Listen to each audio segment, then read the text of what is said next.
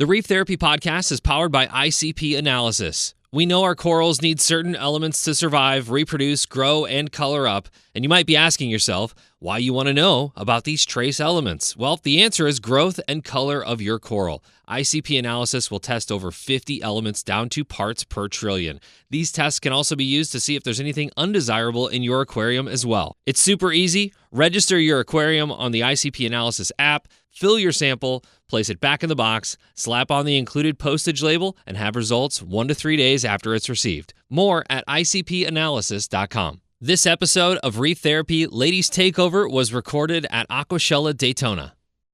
And Fish Stream, it is Evie here, and we're going to do the premiere episode of Reef Therapy Ladies Edition here live at Aquashella in Daytona.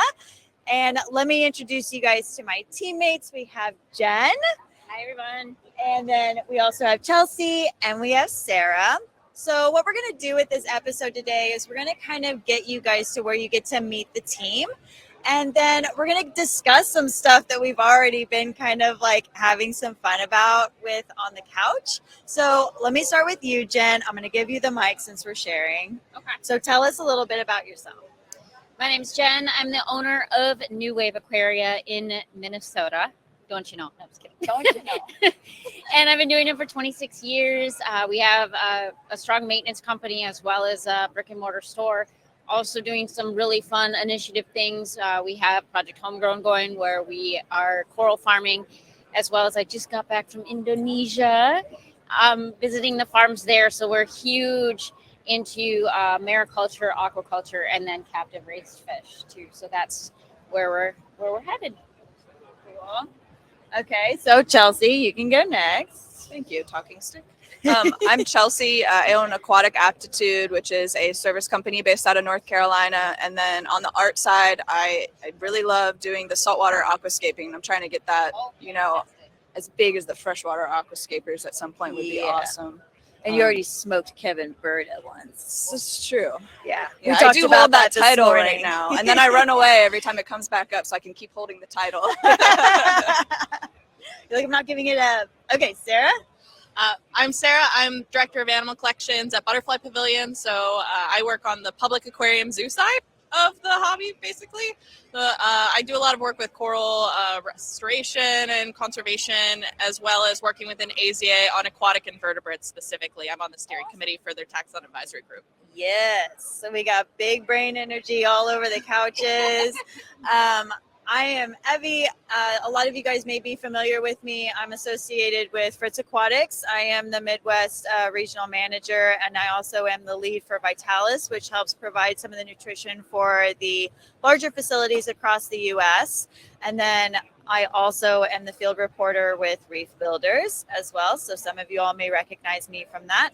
And then I also help out with Aquashella, and we're here on Fish Stream. So we're all just kind of doing it all, So ladies, something that we talked about earlier this morning, it was me and Remy and Julian, and I'm totally having a blank out moment. Kevin, Berta, we talked about something that we refer to as like fashion corals, trendy corals. What is something that you all also see becoming very popular right now in the industry? How do you all observe even what it is that's becoming trendy? How do you see it? Where do you see it going? Okay, I'll start because we have the store, and I'm super excited because we're bringing them back from Indo. But Ghanis are a big deal right now. I mean, you can see throughout the show a lot of people. There's so many different colors, and I think what's important is, or I think why they're circling back around, is we're able to frag them now and be successful. Because before, like brown jelly, gone. But now we're able to sustain them and keep them.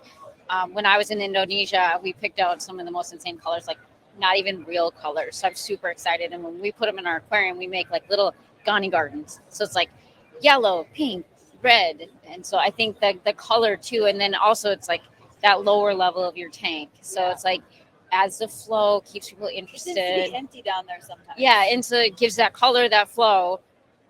No need for an anemone per se, but yeah, that's one thing that's super hot right now. Well, I think that's important, talking about how things are coming back into fashion. Because in like the early 2000s, there was a lot of coral that we just couldn't keep alive. And I think now too, the technology's better, the foods are better. We know a lot more about the different species. So I think we're going to see a lot of coral that were unique and interesting from earlier years in the hobby that we just couldn't keep alive, finally being able to be kept in aquariums. And I think that's going to be really cool to see how those come back and in what ways they come back. I completely agree, because I think it's more of those forever pieces, what I call them. So it's the piece that will forever. Chalices are another one that I really, really love. And they are starting to come back for like 10 years. Not that big of a deal. Now they're coming back. So you see all the different coloration and stuff. But I have the original, the OGs. So you see the OGs come back and like, oh, I used to have that, but now I don't. So I'm excited to see some of those coming back too, because they're easily fragged and they're sustainable. So it's stuff that we can Or they drop off the little babies. I know. I enjoy it when they do that. You're like, yay, automatic Fragging. Yep. And they're super easy to cut now. I mean, when I cut a chalice, I can make 20, 30 frags and I lose 0. So I think that's another trendy one as well. I'm excited for that one too. I like the convict chalices. I have a little collection of those, and they, of course, start like this big, but that they are so beautiful. And then when they get to a decent size, you cut them, and it's just like, at some point you'll have a showpiece, and I think that's when they'll really look great. They almost look like Monty caps too when they get big enough. Yes. So you can layer them. Like you were talking about aquascaping, I use corals instead of rock. Obviously, I use my rock as a base structure, but use the corals then to fill in and actually make it look like a real reef. So I can use, like, I have these huge chalices that look like different levels of Monty.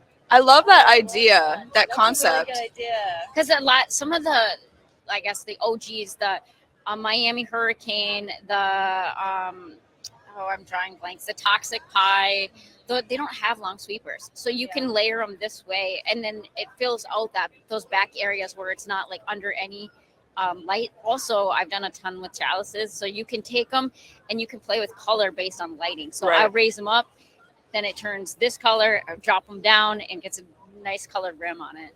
You can also, a lot of people don't realize, play with thickness of coral with flow. So coral that are growing in lower flow systems or lower flow areas are usually going to be more branching or thinner, more delicate looking. But if you can kind of sturdy them up if you want to with higher flow, or encourage more delicate growth, depending on what you're looking for. So I think too, coral have a lot more adaptability, even morphologically, than a lot of people realize. And that can be played with a ton if you really know what you're doing for aquascaping. On the topic of aquascaping, I thought it's interesting that you brought that up, because when you're planning your aquascape, the coral can completely hide features of your rock that you think are really good as bare rock, but then they become different. So as you're planning your tank, even if you're using the click together rock pieces, look at that piece. Maybe look up some of the colonies full grown, what the shape looks like. You know that who's that Pokemon where it's like the shadow of the Pokemon, and you guess.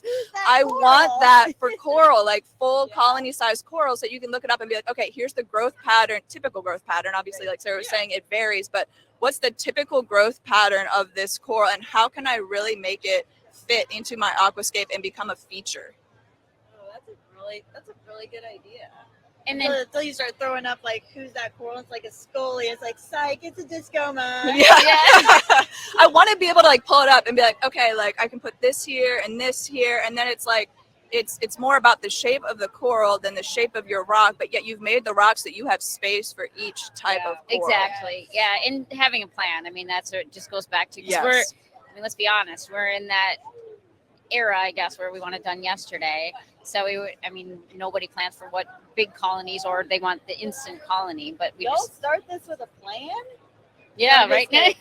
A few years in, you're like, oh, I wish I had a plan. Oh, I wish I had a plan. I totally would have moved that this way. I'm guilty of that. Everybody's been there and done that with at least one animal.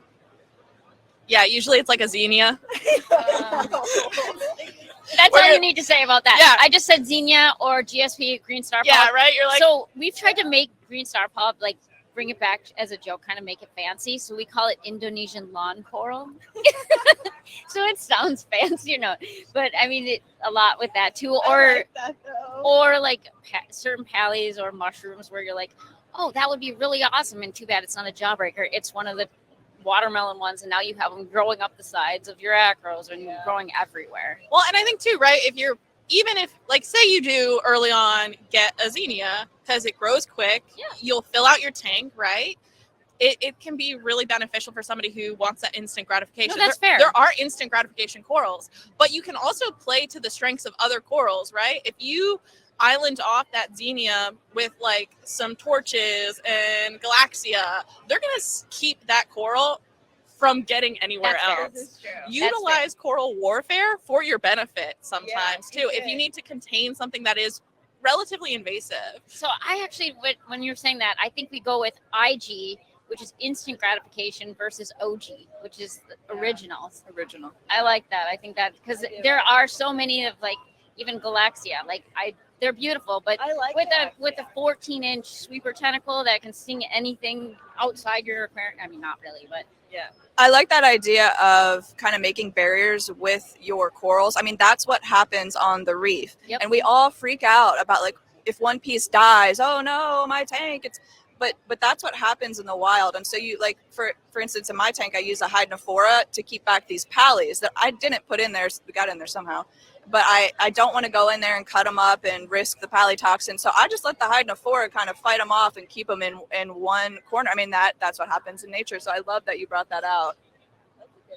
that's interesting because going to Indonesia and diving too, you get to see a lot of these. And 90% of our corals come from there.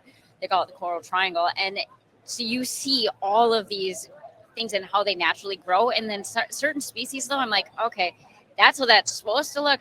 That's not for me. Like you'll see certain acros that are like grow super dense or super thick, and you see it as a full colony like that. We'll shade off everything. Let's just stay away. You're from like, that. I don't you have have no time to idea turkey what it's baste like. all the dust particles my that are gosh, going to yeah. build up in there. I mean, unless I have like a tidal pool that's like gonna swoosh everything out, that's not gonna Blast work. stuff every now and But then. but when you do go diving, you see the torch corals, you see the hammer colonies, and you see where they're like juxtaposed, they're like tucked underneath the acro colonies, so they're doing exactly what the acro protects them, but they also keep them at bay where the acro can't grow underneath it, and then the torch can grow there. Well, I think something a lot of people don't realize too, if you don't get the opportunity to dive and see coral, is that the coral in the ocean often look vastly different than how they're presenting in our aquariums. We've got a Caribbean coral, it's a Eusmelia fastidiata, and it is super skinny and brown in the wild. Like it just looks like it's unhealthy in the wild. Even when it's healthy, it looks unhealthy. Yeah. But when we got it in our systems, and we're able to feed it and give it all the TLC, it plumped up. It looks like the mix of like a Duncan with like a Calastria, like a candy cane coral mixed with a Duncan. Oh, it's the one that likes to sit in the front. Yeah, because it's my favorite. That's my favorite child. Yeah, it's your favorite. Yeah, I had to nurse that thing back from like death's door, and it became my baby. It's quadruple in size. Like, it's not an easy coral to care for. It's a pain in the butt, but I love it so much. But what it looks like in our tanks is like greens and purples and corals you just don't see. And I think that's something too that you can see stuff on the wild, and it might look vastly different in your home aquarium based on your lighting, your flow, your feeding regimens, things like that. Yeah, 100%.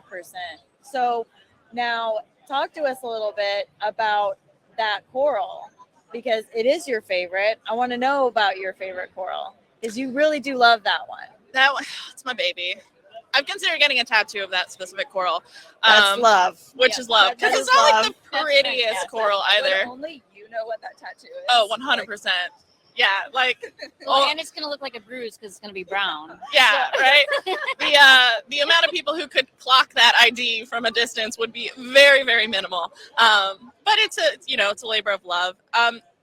Eusmelia fastigiata is just such the Caribbean corals in general, I have a particular passion for and love for. And it's really unfortunate that they aren't available in the hobby, and it's because that reef has just been under attack constantly from disease and things like that. I would love for that reef to one day be at a place where people in the hobby could have those coral because they're stunning, and morphologically, like they're just unique in a way, like so unique and so different from a lot of the coral we're able to have access to from the Indo. My favorite Indo coral, though, that people actually can get a hold of are fox coral. Oh yeah. Oh yeah.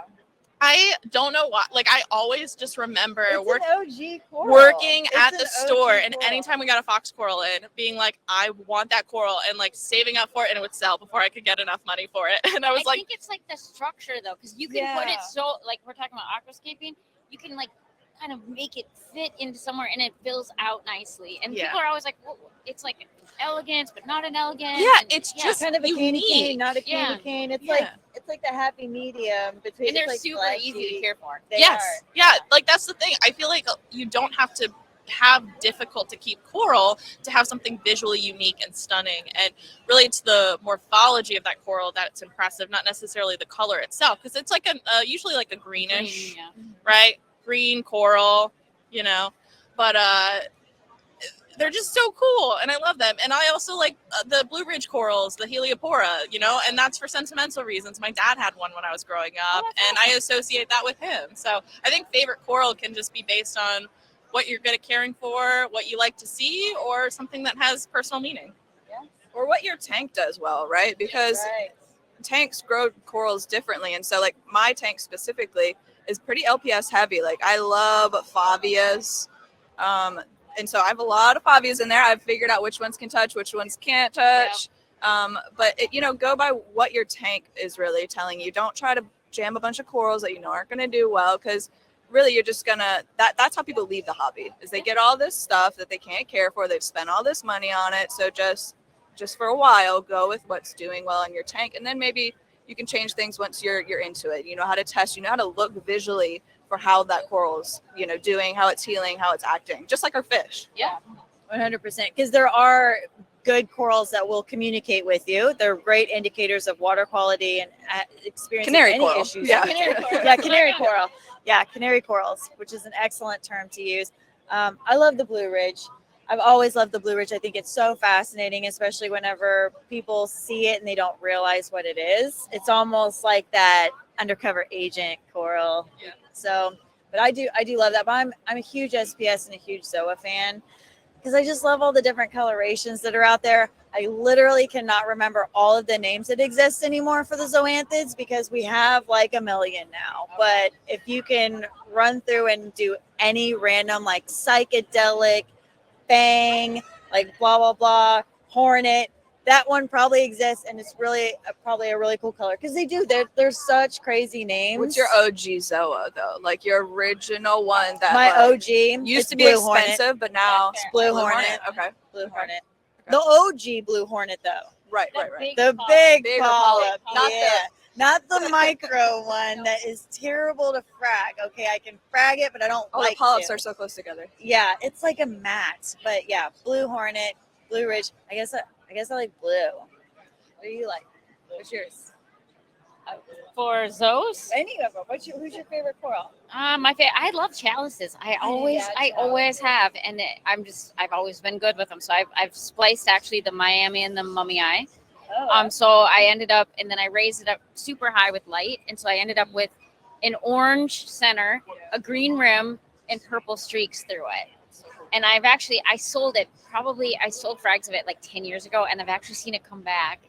I've that's seen it at even the show, like, better. it came, and I know for a fact that I am the OG of that one, and I still have it in my display too. But the red tide too is half red and half purple, and I've had that one for a really, really long time, probably like 15 years, and it just stopped growing randomly about 5 years ago, and now it's growing again. So I'm good with that one as well too. Also, I didn't name it, but the pink boobies is definitely a Everybody favorite. I mean, it likes is that so bright pink. When it hit the scene, immediately everyone was like, I said booby. We're all children at heart. I know.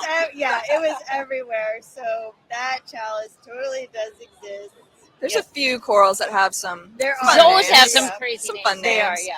The pink boobies chalice, what I've seen with that one though, you're talking about with thickness. Have you played with the thickness on that one? Because the one that I have is it's thick. I can't get it to plate so much It as doesn't it really encrusts. plate it So more it's gonna. encrusts. Yep.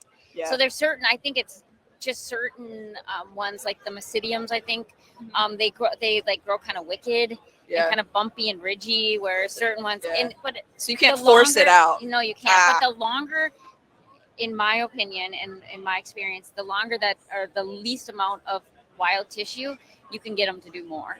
So I have full plates of like the golden eye, I don't know, whatever some other people call them, the Miami and the mummy that like literally plate out. But I also use them for bare bottom tanks too, and I cover the whole bottom with all different kind of Cool. chalices. I've seen that. I've seen people do that with chalices, and I've seen people do that with the encrusting Monty caps as well. And it just looks like splatters of paint that have just like totally taken over, and it is so beautiful, but it is a very long process. Do not think you will accomplish that within like a year, especially if your tank's like 6 feet long. It's just not gonna happen. You guys start with a bubblegum tank. It looks like chewed up bubblegum, and look at this one. And they're like, but that was how much? And it's like the size of your pinky We nail. don't say. We don't say how much. I got the one eye. The one eye, it's gonna go right here in the middle, and then 6 months later, like 2 eyes. We used to have our POS system at our local fish store. When I did that, you could go on and look at all that you have spent, even with your store discount. And we had to stop doing that because it was like, wait, I work here, I get discount, and it's okay. Gotta have groceries this week. I tried to check my husband on that because everybody knows he's a Scully collector. Oh yeah. And we had hundreds of them, and I'm tired of the just one more. I said, you just write down how much money you have in there, and then I'll let you have one more. And he won't do it because this one's a different color. Yeah, this one has this and this. It's like, okay, enough is enough. Like, you have enough, but he'll never have enough. It doesn't matter what I say. When you open that Dunkin' Donuts donut top, and there's just every single different one. And it does make a beautiful display. I started making trees out of them, like Scully trees. I've seen that. That's what I do. I take ranch rock, and then because they grow like this naturally in the wild for feeding. And so you can put them all together, and it just looks like an unrealistic like highlighter that just blew up everywhere. Doesn't the Reef Builder Studio have a tank where the Scullies are up off the tank bottom? So we did have one like that. We're trying to currently like manicure it and change it up a bit because we want to add a little bit more variety to it. But we will probably more than likely bring that one back into like as being a centerpiece. But right now, a main focal point that Jack recently created is that he's doing like this really neat leather tank where he's done a wide variety of the leathers. And if you have been in it for a while, you appreciate leathers for what they can do. Mm-hmm. And you can appreciate like the vast range of different varieties there are. And when you see so many different ones together, you're like, man, that is so cool. Even though it's got like a decent amount of lack of color, they're just neat corals in general, especially if you have like the really old school, like neon green spaghetti leather. Yeah, you've got all those guys in there. Yep. Don't sleep on them as showpieces. Everyone tries to chop them up when they get certain size. I know, and they're awesome. And they are quite stunning. They can be nutrient hogs. Yeah. So they can alkalinity. Oh my gosh, they can suck alkalinity if you're not expecting it. Mm-hmm. We got a large green leather that was donated to us, and honestly, I'm still not 100% sure the species of it. It's like an OG, kind of like an Epthia, but not fully. And we threw it in our system, and our alk plummeted. And it took us a couple days to realize what was happening. We're like, the system does not have any SPS, no LPS. Like, what is going on? We're like, oh no, it's Patricia. We named. Oh my god, we named her. We're like, oh, Patricia's just like messing up our water. Sometimes you name things weird things. Oh my god, that's fair. She was a Patricia, and now she's in one of our on display tanks, and she looks fabulous and is a huge and takes up probably like 12 by 16 inches of space. Like, this is a big leather, and she's gorgeous. Something that I just thought of, another trendy coral. I didn't see a lot here, but the Indophilia. That hasn't been in the industry that I've seen a ton, but it's like a cross between almost like an Acanthophilia and a Sinarina. But the colors that you see, we're bringing some really awesome ones in, but the colors are amazing. And you can also, they're like big fat, fluffy pillows. So you can put them all next to each other on the bottom, and they can even touch next to acanthos as well. And so that's another super Colors trendy. on those are So you put those crazy. and then up. So they're super easy to care for as well. And then you have your leathers up top. Now you have like this big fluffy tank. It's well, I because would if be you down for a fluffy tank. if like in Indo, there's leathers everywhere. So there's leathers growing in between acros. So when people say, "Oh, you can either or," I don't know about that.